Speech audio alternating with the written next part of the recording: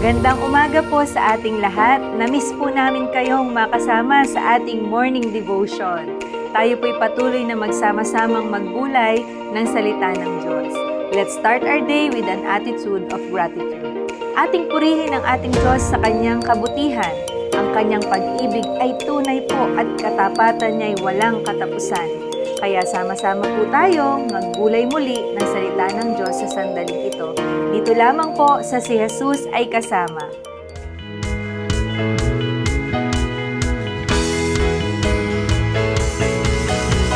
Umagang kay ganda si Jesus ang kasama.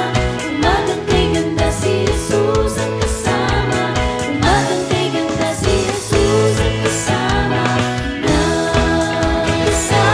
Kasama na si Jesus ang kasama na.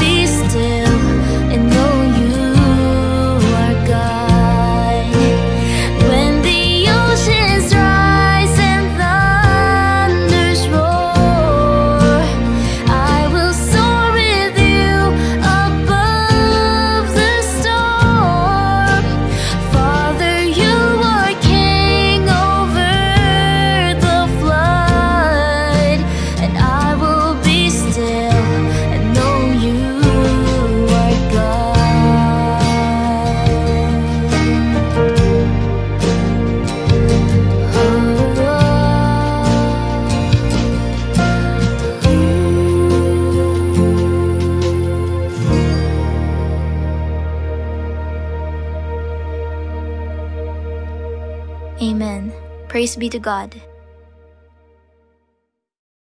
Amen.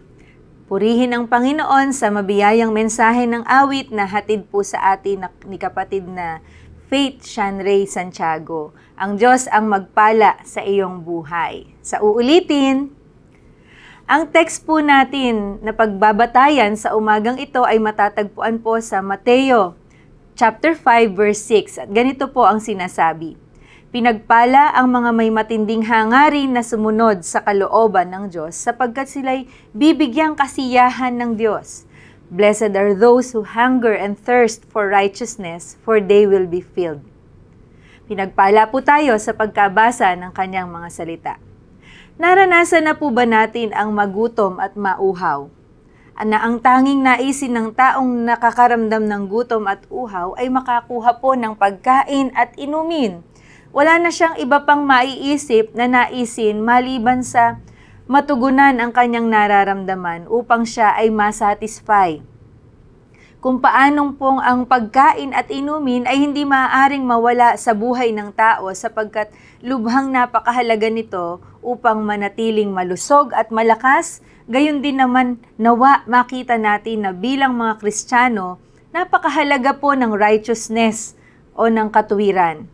Hindi natin maaaring sabihin tayo ay spiritual na mga tao kung hindi natin pinahahalagahan ng labis ang katuwiran o ang pagsunod sa kalooban ng Diyos. Ang sabi po, righteousness means living in right relationship with God, other people, and all creation. We act with righteousness when we live justly, honestly, and faithfully according to God's instruction. Mahirap pong mamuhay sa katwiran sapagkat mayroon po tayong pagsasakripisyo. Ang pamumuhay sa katwiran ay nangangailangan din po ng paninindigan. Atin pong alalahanin ang kwento sa buhay ni Daniel sa Daniel chapter 1. Nang kubkubin ni Haring Nebukadnesar, ang hari ng Babylonia, ang Jerusalem. Iniutos po ng hari kay Aspenas, siya po yung pinakamataas na opisyal ng palasyo, na pumili, una, ng ilang Israelitang kabilang sa angkan ng mga hari at ilan sa angkan ng mga maharlika. Pangalawa, mga kabataang walang kapansanan, makikisig, matatalino at madaling turuan. May malawak na pangunawa at karapat-dapat po maglingkod sa palasyo. At iniutos din na sila ay paglaanan ng pagkain at alak araw-araw, saan po manggagaling? Mula sa sariling pagkain at alak ng hari. 3 taon silang sasanayin bago maglingkod sa hari. At yun nga po mga kapatid, kabilang sa mga napili ay sina Daniel, Hananias, Misael at Azarias na nagmula sa lipi ni Huda. Ngunit nag-decide po si Daniel na hindi niya durungisan ang kanyang sarili sa pamamagitan ng mga pagkain at alak na galing sa hari, sapagkat ayaw po niyang sumuway sa salita ng kanyang Diyos. Kaya ipinakiusap niya kay Aspenas na huwag silang pakainin at painumin ng mga iyon. Niloob naman ng Diyos na siya'y kalugdan at pinagbigyan po nga siya ni Aspenas. Gulay at tubig lamang ang ipinakikiusap niyang ibigay sa kanilang magkakaibigan sa loob lamang po ng 10 araw bilang pagsubok sapagkat kinakabahan din po si Aspenas na mas maging mahina sina Daniel kaysa sa ibang kabataan at kung magkagayon, maaari po siyang pugutan ng ulo. Sinubok nga sila sa loob ng 10 araw at pagkalipas po ng 10 araw, nakitang mas malulusog at malalakas sila kaysa sa mga kasing edad nilang pinakain ng pagkain galing sa hari. Kaya gulay at tubig na lang ang ibinigay sa kanila sa halip po na pagkain at inuming galing sa hari. Binigyan po ng Diyos ang 4 na kabataan ng kaalaman at kakayahan sa panitikan at agham. Bukod dito, binigyan pa si Daniel ng kakayahang umunawa at magpaliwanag ng lahat ng uri, ng pangitain at panaginip. Pagkaraan po ng 3 taon na itinakda ng hari sa pagsasanay sa kanila, ang lahat ng kabataang pinili ni Aspenas ay iniharap niya kay Haring Nebukadnesar. Kinausap sila ng hari at nakita niyang walang kapantay sina Daniel, Hananias, Misael at Azarias.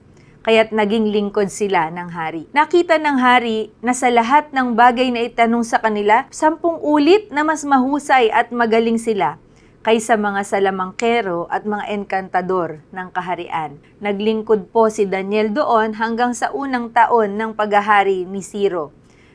Kung isipin po natin, maliit na bagay lamang ang pagkain, bakit ba ginagawa pong issue ni Daniel? Mga magulang, mga kapatid, sa pagkagutom sa katwiran ay kailangan nating maging tapat mula pa lamang po sa maliliit na bagay na minsan inaakala po natin wala lang yon. Ang atin pong paghahangad sa katwiran ay kasama ang lahat ng aspeto ng ating buhay. Sa sitwasyon po ni Daniel, mas madaling sumunod doon sa utos sapagkat sila ay bihag.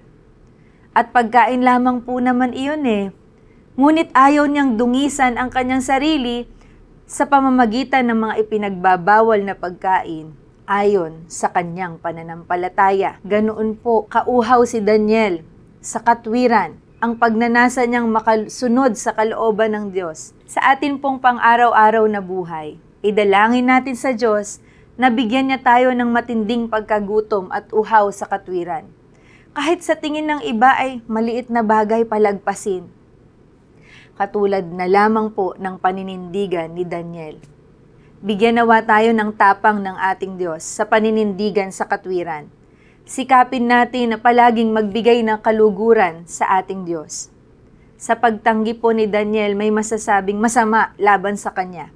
At maaari pong ma-left behind sila sa pangangatawan sapagkat hindi pagkain ng hari ang kanilang kinakain. Tiyak na masarap naman ang pagkain ng hari kaysa sa hinihiling ni Daniel. Mas madali pong mag-compromise. Maaari rin nilang isipin na parang pinabayaan naman kami ng Diyos sapagkat po sila ay bihag ng mga sandaling iyon. Bakit ko ba ibubuwis ang buhay ko sa Diyos na hinayaan kaming mabihag? And yet, pinili pa rin po niyang manindigan sa kanyang pananampalataya. Maging matuwid sa harapan ng mga hindi mananampalataya, sa harapan ng kanyang Diyos. Sa atin pong buhay, mga magulang, mga kapatid at mga anak sa Panginoong Hesukristo, ang kauhawan at gutom sa katwiran ay mayroon pong mga sacrifices sa buhay na ito.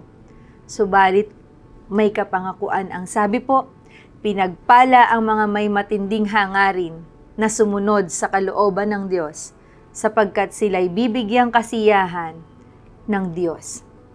Tulungan po nawa niya tayong makalakad without compromising our faith. Sa ating paninindigan ay huwag po nating kalilimutan ang kabutihang asal. Kung titingnan po natin si Daniel, nanindigan siya pero maganda ang kanyang pagsasalita kay Aspenas. Hindi niya nakalimutan ang kagandahang asal. Sa ating pagsunod sa kalooban ng Diyos, maging handa po tayong maaring kumonti ang ating mga kaibigan, masira ang ating mga pinaka-iingatan na mga pangalan. Isipin po natin na ang lahat ng ito ay alang-alang sa ating Panginoon na tumawag sa atin at nagtiwala sa atin at higit sa lahat nag-alay ng kanyang buhay sa atin. Maligtas lamang tayo. Muli po, pinagpala ang mga may matinding hangarin na sumunod sa kalooban ng Diyos, sapagkat sila'y bibigyang kasiyahan ng Diyos. Tayo po'y manalangin.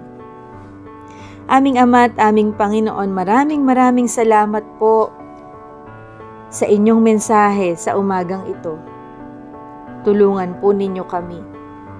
Bigyan niyo po kami ng lakas ng loob, ng tapang, ng paninindigan, ng pagtitiis sa mga sakripisyo upang patuloy kaming mamuhay ayon sa kalooban ninyo, Panginoon. Maaaring hindi kami mahalin ng iba, Panginoon, sa aming paninindigan.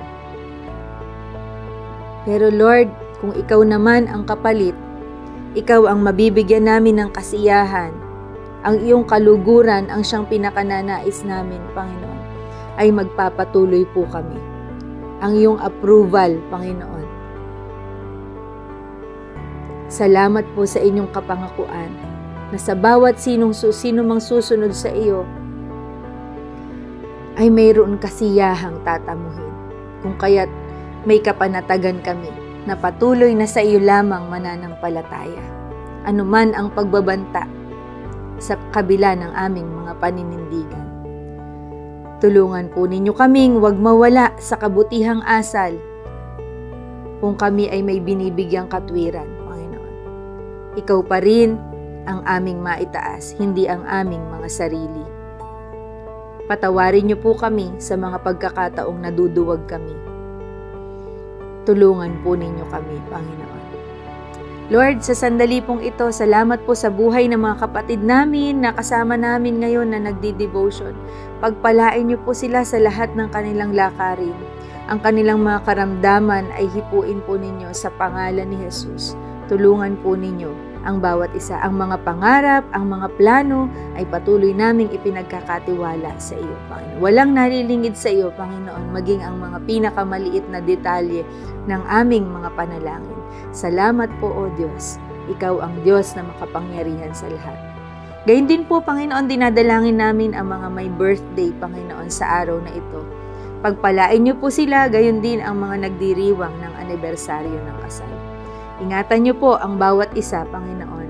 Ang usapin sa West Philippine Sea, Panginoon, pagpalain niyo po ang pag-ibig ninyo ang maghari, Panginoon. Kaming lahat ay magkakapatid sa iyong harapan. Tulungan niyo po kaming magmahalan. Ito pong aming panalangin sa pangalan ni Jesus na aming Panginoon at tagapagligtas. Amen. Muli po, happy birthday po sa lahat ng may birthday ngayong araw na to at happy anniversary sa mga nagdiriwang ng kasal. Pagpalain po kayo ng ating Diyos. Kung kayo po ay na-bless sa ating morning devotion, feel free po na i-share ang ating devotion o kaya na may itag ang ating mga kaibigan. Magandang umaga po sa ating lahat. Ito po si Deaconess Abby na nagsasabing, kapag si Jesus ay kasama, buhay nating masaya at puno ng pag-asa. Kita-kita po tayo uli sa Webes. God bless po. Sama